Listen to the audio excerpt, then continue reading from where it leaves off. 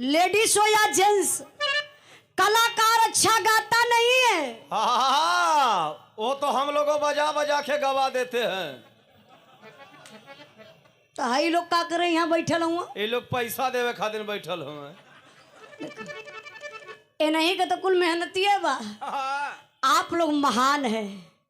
कलाकार अच्छा नहीं गाता है, नहीं कोई कलाकार स्टार होता है।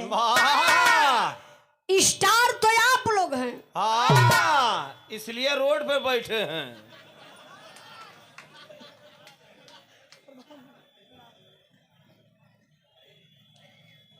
ये देखी, हमरे लिए बहुत बड़ा उपहार बा, पुरस्कार बा, आशीर्वाद बा। आप माननीय कल्लू प्रधान जी, ए महफिल में हम नाम ले भर के नहीं खे बानी, लेकिन अगर नाम ना ले तो आप लोग जानल भी ना जाई।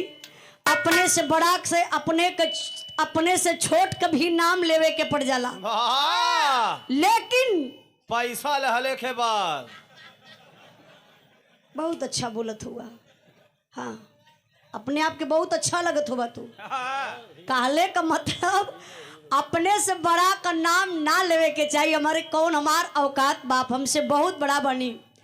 आप कल्लू प्रधान जी के तरफ से बड़ा कार्यक्रम प्रधान जी करौलन। अब वही नमके लगत बा कै नवंबर के बा 25 नवंबर के प्रधान जी के घरे फिर प्रोग्राम रखल गई बा।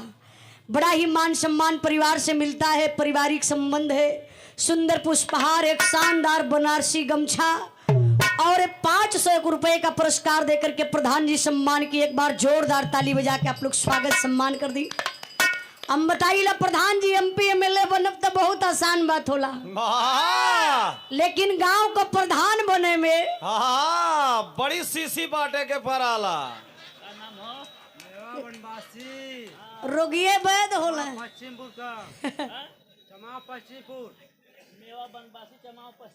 बात का चाह रही बताया जाता है बाबू, कलाकार अच्छा गाता नहीं है।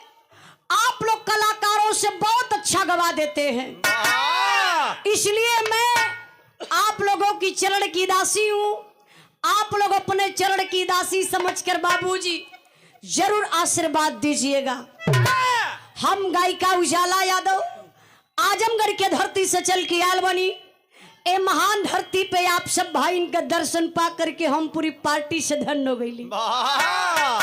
वह बगल वाला लोग नाराज हो गए हमें खा कुछ कहला है का?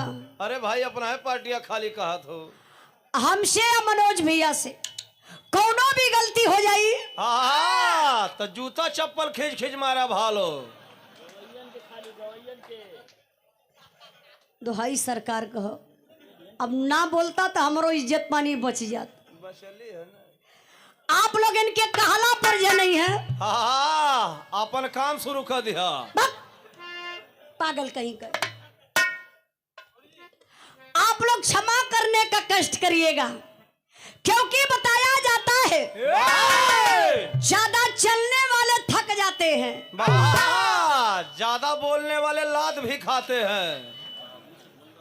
अच्छा, कसम खाए कि तू सही बोला कि ए महफिल में सबसे ज्यादा के बोलत हो? तू और मनोज।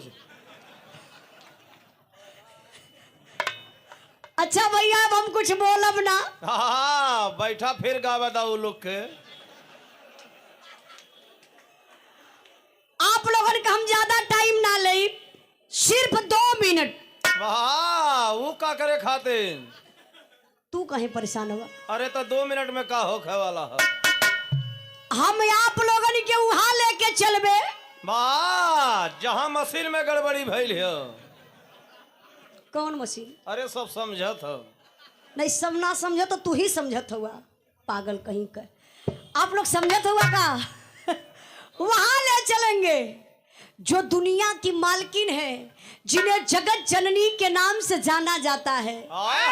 चलिए 2 मिनट की भजन हो जाए, फिर ओकरे बाद जैसन आप लोगों का मिजाज देखल जाई वैसन कार्यक्रम आगे बढ़ जाई। अब मास्टर साहब,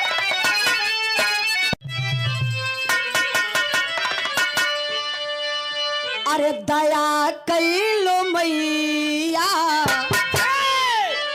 अरे दया कैलो मैया, बनवलू गवैया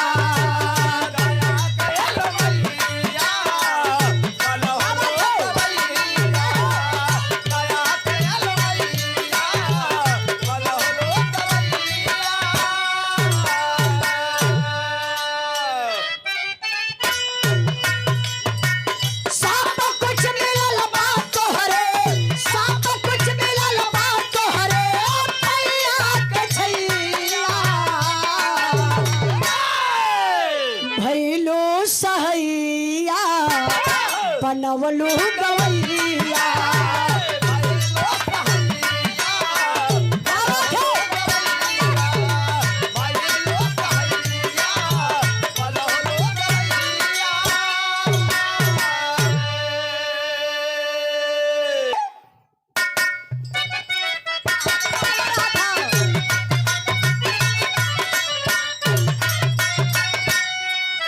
मैया एगो दया करिहा हमरा पे विशेष हो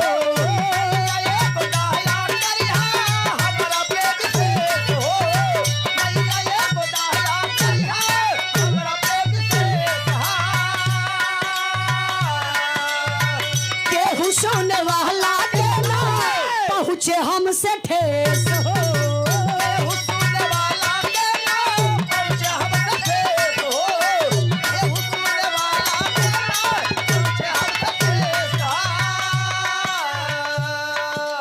अच्छा से पढ़ते हुई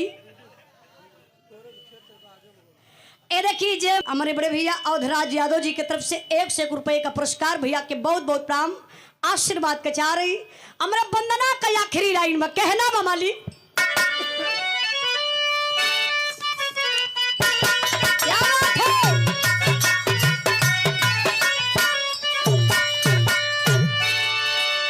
जाना माई बाबू दिहले रखलो संभाल के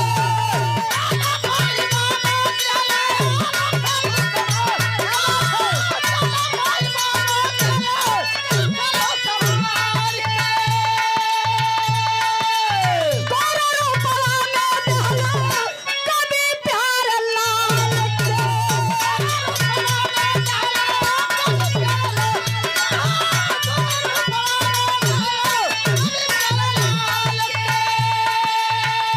राखी कौन दुख में मैया राखी कौन दुख में मैया तब तू गवावेलू देख के हर दवैया अरे देख के हर दवैया बनवलू गवैया